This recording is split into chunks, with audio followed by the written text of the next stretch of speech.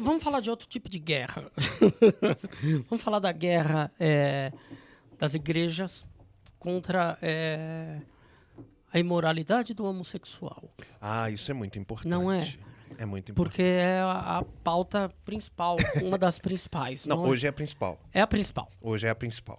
Os novos líderes religiosos, eles despontam desde que a sua bandeira seja o cuidado, o zelo com a família. E sendo inimigo da família, como se vê em outdoors espalhados pelo Brasil, a homossexualidade.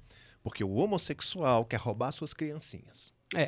Entendeu? Quer deturpar, quer estuprar, quer roubar, quer desvirtuar suas criancinhas. Como qualquer coisa, a igreja ela teve os seus inimigos. Durante um tempo foi a mulher. A igreja precisa ter o inimigo. Ela a figura precisa. do inimigo. A mesma pegada da guerra, né? E não é só o inimigo utópico. Ela precisa do inimigo palpável. Porque você tem um inimigo utópico, o demônio. Mas com o passar do tempo, as pessoas, se não veem o demônio, se não veem corporação, se não veem gente possessa, se não veem... Isso se torna muito lúdico. Então se perde o poder de domínio. Então você precisa sempre mostrar o inimigo utópico e o inimigo palpável. Durante os primeiros séculos da Idade das Trevas, né, ali do Império, você tinha as mulheres como inimiga da igreja, porque eram as bruxas. Né? Depois você teve os próprios negros como inimigo da igreja. Em 1283, São Tomás de Aquino, ele inclui a palavra sodomita para designar homossexual.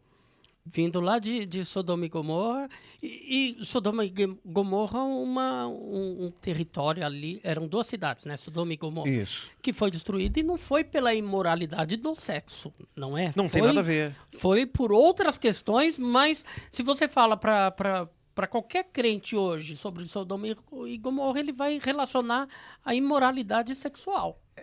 E não tem nada. A própria Bíblia explica.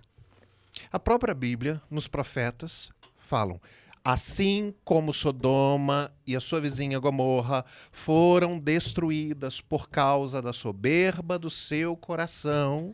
É por causa da vaidade, né? Da não hospitalidade e da maldade, assim eu destruirei vocês. Então não tem nada a ver com sexo. E aí se tornou até isso que você estava falando, virou o sodomita. Foi em 1283, quando ele pega o pecado sexual e ele decide transformar a palavra que antes era apenas para moradores de Sodoma como homossexuais. E aí ele condena não só o sexo homoafetivo, como a masturbação e um monte de outras coisas. São Tomás de Aquino, ele pegou todas as regrinhas e fez em perguntas e respostas e emitiu um decreto na Igreja Católica chamado Summa aos Gentios. É como explicar a religião. E aí, com o passar do tempo, então, a homossexualidade nunca foi vista como pecado, nunca tinha sido visto como pecado. Nem em Jerusalém, nem em Israel, nem na época de Adão, não tinha isso. Mas em Levítico está dizendo que homem com homem não te deitarás como se fosse mulher, porque isso é abominação. Eu já expliquei algumas vezes. A Torá é feita para a construção da primeira organização civil, das primeiras cidades. Assim como era proibido um homem tocar numa mulher se ela tivesse menstruada, ou essa mulher, ela tinha que sair da cidade, ficar do lado de fora da cidade. A mulher menstruada, ela era impura, ela não podia ter contato com nada, né? Tudo que se ela tocar... Se ela pegasse num prato de alimento, o homem não podia comer daquele prato, não é? Esse prato nunca mais poderia ser usado. Nunca mais, olha. Eu vou pegar. Entendeu? Então, assim, esse é um dos milhões... misturar 2 tecidos na mesma roupa. Então, tipo, linho e algodão. Não pode. Você vai ser condenado por isso. Por quê? Não existiam agrotóxicos. Uma plantação que é imune a um determinado tipo de praga não é imune a outra. Então, se você coloca as duas juntas, uma praga passa para outra e destrói tudo. E você não vai ter o que fazer, o que comer. Então, essas regras era para Deus montar as primeiras coisas. Assim como ele está dizendo, olha só, com homem e homem não vai ter filhos. E eu preciso de pessoas para as guerras, para as construções das cidades. Era justamente isso. No entanto, que até então, o incesto era permitido justamente para a procriação. Esse era o que... Ah, não, mas se tá na Bíblia, eu cumpro. Então cumpra tudo. Então fala pro teu marido arranjar meia dúzia de concubina aí também, que nessa mesma época tava permitido. Tava de boa. Mas se homem com homem não se deitará, mulher com mulher tá liberado. Opa, olha Porque aí. aí tem que seguir o pé da letra. E aí você vai ver depois as aberrações, as firulas teológicas, os malabarismos teológicos, para poder tentar te fazer descer goela abaixo uma doutrina que não é bíblica. Às vezes eu vejo muitas pessoas falando assim, você está fazendo um malabarismo teológico para justificar o seu pecado. Não.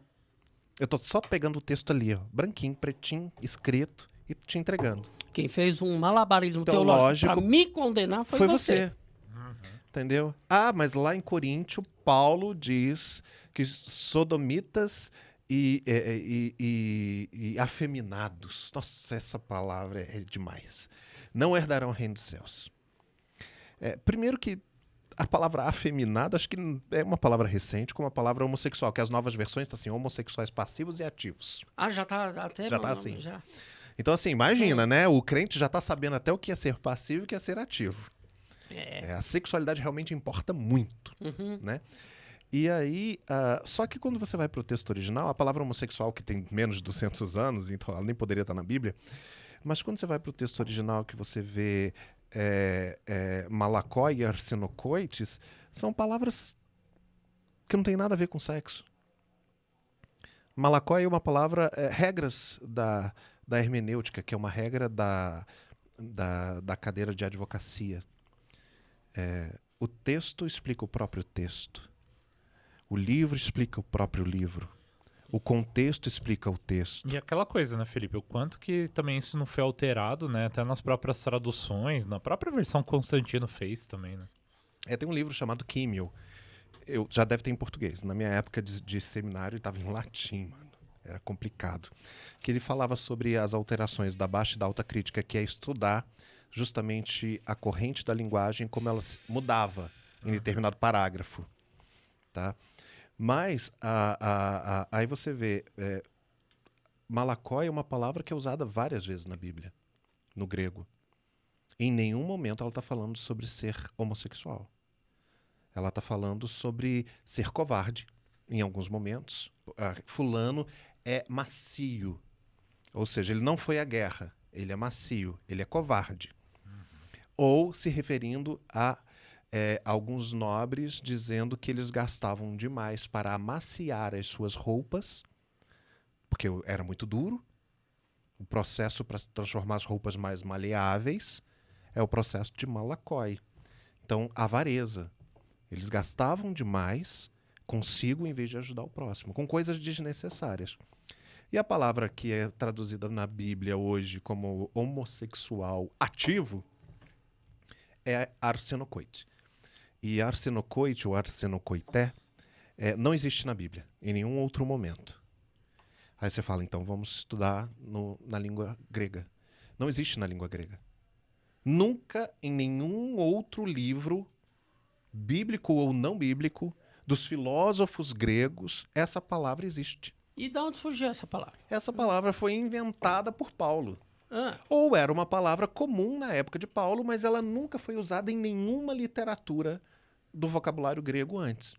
Mas como qualquer palavra, você pode dividir a palavra para tentar entender o que ela significa. Então você tem arsen, que é homem, macho, viril, e coito, que é sexo.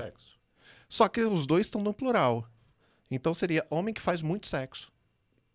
Ou homem de muitas camas.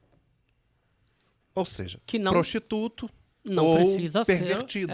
Que não é seu caso. Não, eu sou um arsen sem coite.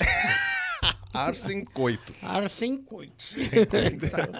Então não tem nada a ver. Só que a igreja precisa de um inimigo comum. As pessoas falam assim, mas você acha que vai deixar de ser? Então, você já vê algumas já dando o bracinho a torcer, já aceitando de uma forma mais leve. Já tem líderes evangélicos com relevância e e senhores que hoje admitem, sabe? O Ricardo Godin recentemente sim. abriu a igreja dele, falou, venham, sabe? Aqui a gente recebe todo mundo. Mas você vê pessoas que realmente, A como o própria, Gondim... a própria Igreja Católica, aos poucos, foi também... O Papa, ele tem falas voltadas para isso. conciliatórias ao gay. Mas tirando essas pessoas que realmente querem ajudar, você vê que, por exemplo, a última estatística, eu acho que São Paulo, 5% do PIB de São Paulo está na mão do público LGBT. E a expectativa para os próximos anos é que 20% do PIB de São Paulo esteja na mão do público LGBT. Então, isso daí é uma uma tendência. mina de ouro. Isso daí é uma tendência que tem. Eu tenho conversado muito isso em casa, sabe? Porque eu vejo que é cada vez mais o número de homossexuais, de bissexuais, tudo, e cada vez mais se descobrindo cada vez mais cedo, sabe? Então, não vou entrar na polêmica de... Sabe, A transexualidade... Não vou entrar nessa polêmica de será uma evolução do ser humano, sabe? sim, Levar para... Mas... Não, nem pensava nisso, porque essa já era uma opinião dos gregos, né? Os gregos, eles tinham a homossexualidade como a evolução do ser humano. O casamento hétero era apenas para construir a sociedade, mas a homossexualidade era a evolução. O grego era todo mundo de todo mundo. Né? O grego era uma festa. Sabe? As igrejas antigamente usavam o que é um comportamento anormal, porque no reino animal, o único animal que pratica a homossexualidade é o homem. Mentira. E hoje isso já foi provado que toda espécie tem Então, eu tô montando um aquário marinho lá em casa, entendeu? Quem me acompanha no Instagram tá vendo passo a passo. A primeira coisa, depois que você coloca o aquário, coloca água salgada, as pedras, quem já viu Procurando o Nemo, o primeiro peixe que quer colocar num aquário é o Nemo, que é o peixe palhaço, ou o nome dele que é Ocelares, a raça dele que é Ocelares. O peixe palhaço, o Nemo, nunca nasce fêmea, não existe fêmea. Só nasce macho. Só nasce macho. Ele é considerado hermafrodita de não sei o quê, de disfunção masculina. O macho mesmo que... Não, então. Porque todos são machos. Todos são machos. A ponto de que quando ele conhece alguém, algum outro machinho, que ele se identifica e começa a cortejar, e eu já vi isso porque tá acontecendo no meu aquário, eles começam a estribuchar um perto do outro, assim, tipo, levar um choque. Um dos dois Vira fêmea. vira fêmea. É mesmo? A célula vira e ele cresce um pouquinho mais do que o outro e desenvolve a sua feminilidade. E aí eles podem cruzar e reproduzir. Mas tá. Então Deus fez o Ocelares no corpo errado. Não, querido. Entenda uma coisa. Deus não tá nem aí pra isso. Isso é Assim como Jesus nunca teve nem aí pra isso. Assim como Jesus nunca disse absolutamente nada sobre isso. Sim. Jesus não disse nada sobre isso porque era de consenso que era errado. Meu querido 2 neurônios. Matar não era consenso? Estuprar não era consenso? Roubar não era consenso? Jesus fala tudo sobre Jesus isso. fala sobre todos os consensos. E ainda agrava alguns.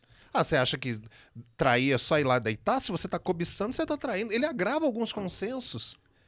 E ele não fala sobre a homossexualidade. Mas é porque no território de Israel não tinha homossexual. Querido. Como assim? Não viaja, não. Não viaja, não. Não vou nem falar que estava lá todo mundo escondido, porque não estava. Porque o território de Israel, ele estava no domínio do Império Romano, que a homossexualidade era ok, mas ele tinha passado por todo o Império Grego. Que é mais ainda. Então você tem os líderes, os soldados e o próprio Jesus fazendo um milagre para um gay, que está na Bíblia. O centurião romano chega até Jesus, Jesus estava indo por um dos seus caminhos das cidades. O centurião vira para Jesus e fala: mestre, eu gostaria que o senhor curasse o meu menino. Em algumas traduções está o meu menino. Em algumas traduções está o meu soldado. Mas a palavra usada para soldado era uma. A palavra usada para menino era outra. A palavra que o centurião usou para Jesus é o meu namorado. Uhum. Era o que era comum dos líderes romanos. Sim. Ter um serviçal sexual, um garoto, um jovem, entendeu? E aí, só que olha só, o próprio centurião vira para Jesus e falou assim, mas não precisa nem ir lá em casa. Ordena daí. Porque eu tenho tantos homens ao meu serviço que eu não preciso na casa de ninguém, eu falo, eles obedecem. Jesus vira para esse centurião e fala, tá na Bíblia, ele fala assim, eu nunca vi na história de Israel uma fé como a sua. Jesus está incluindo ali Abraão, está incluindo ali Moisés, está incluindo Isaías, Elias, ele está dizendo, na história de Israel, eu nunca vi uma fé como a sua. Vai lá, teu namorado está curado.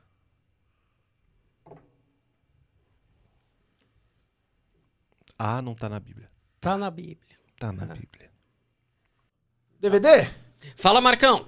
Cara, olha, não consigo acreditar, mas o cara que tá assistindo o vídeo, ele não curtiu e não se inscreveu, você acredita? Ah, não, de novo isso? Toda hora acontece essa porcaria? Eu não aguento mais, cara. Acho que o mínimo que ele tinha que fazer é se inscrever aqui, curtir o vídeo e ir lá no nosso canal oficial pra poder se inscrever lá também, né? Não, a gente se esforça, né? Realmente isso é o mínimo que a pessoa pode fazer por nós. Isso, e tá até o link na descrição. Eu não sei como não fez isso ainda, viu? Mas é isso. Espero que as pessoas entendam. Falou, abraço. Falou, Marcão. Tchau. Daqui a pouco a gente tá junto.